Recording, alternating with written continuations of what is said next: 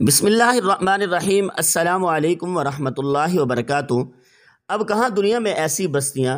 ایک retired police افسر نے فرمایا کہ ایک مرتبہ سید عطا اللہ شاہ بخاری مسجد خیردین امرتسر میں تقریر کر رہے تھے۔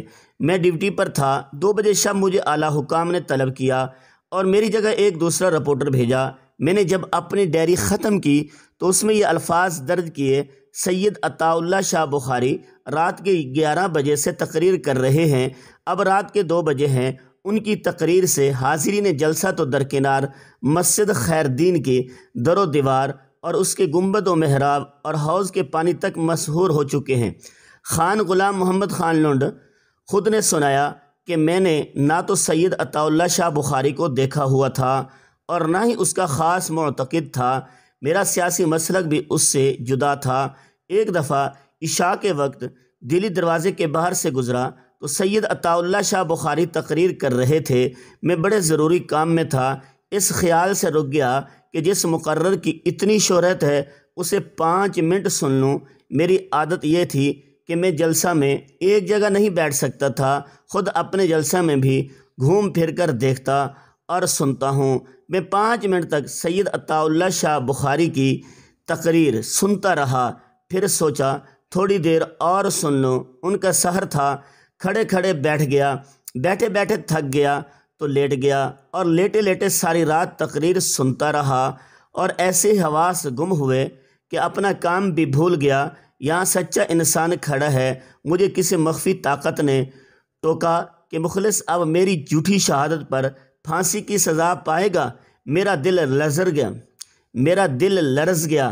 میں نے دل ہی دل میں توبہ کی اور عہد کیا کہ دنیا کی ہر مصیبت برداشت کروں گا، لیکن اس عظیم انسان کے خلاف جھوٹی شہادت دینے کا پاپ نہیں کماؤں گا۔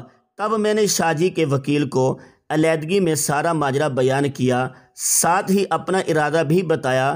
لدھا رام نے ہائی کورٹ میں شہادت دی، اس کی ملازمت گئی، 3 سال قید، سخت کی سزا ہوئی، لیکن سید عطا اللہ شاہ بخاری کی معجزانہ رہائی کا باعث بن گیا۔ اس مقدمہ میں سید عطا اللہ شاہ بخاری 9 ماہ کے قریب جیل میں رہے۔ جب رہا ہو کر آئے تو تقریروں میں اکثر فرمایا کرتے کہ ایک طرف میں بے نوا تھا، میرے غریب ساتھی جیلوں میں مقید تھے، میری اولاد کم سن اور میرا والد ضعیف العمر تھا، دوسری طرف فرنگی کی سہولت حشمت تھی، خزانے اس کے، پولیس اس کی، عدالتیں اس کی، جیل خانے اس کے، سب اختیار و اقتدار اس کا تھا۔ پھر ترنم سے پڑھتے روح بخت ملاقی ان کا، چرخ ہفت تبکانی ان کا، حضرت یوسف علیہ السلام کی زندگانی ہونے کا واقعہ دہراتے، زلیخا کے الزام تراشیوں کا تذکرہ کرتے، قرآن مجید کی آیت شریف وشاہد شاہد من اہلہا پڑھ کر لدھا رام کو انگریزوں کا گھریلو گواہ قرار دیتے، اس مقدمہ سے رہائی کو وہ اللہ کا عظیم احسان کہتے۔ آخر میں فرماتے: اے اللہ، اس نعمت کے شکرانے میں تیری خدمت کیا پیش کروں، کیونکہ جو نعمت سوچتا ہوں وہ سب تیرے خزانے میں موجود ہیں۔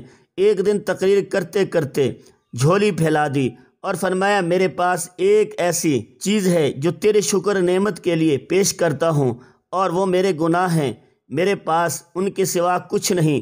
پھر یہ بیان کچھ اس عجز و انکساری اور رقت انگیزی سے پیش کیا کہ لوگوں کی چیخیں نکل گئی۔ بے شک کچھ اللہ والے ایسے بھی ہوتے ہیں جن کی زندگی دوسروں کے لیے مشغل راہ ہوتی ہے اور ان کے نقوش یا پاسے راستے کے گم کردہ راہی اپنے راہ پاتے ہیں۔ ایسے عظیم انسانوں کی ہمیں قدر کرنی چاہیے۔ دعا ہے کہ اللہ تعالی ہم سب کو اپنے علماء اور اکابرین کی خدمت اور قدر کرنے کی توفیق عطا فرمائے۔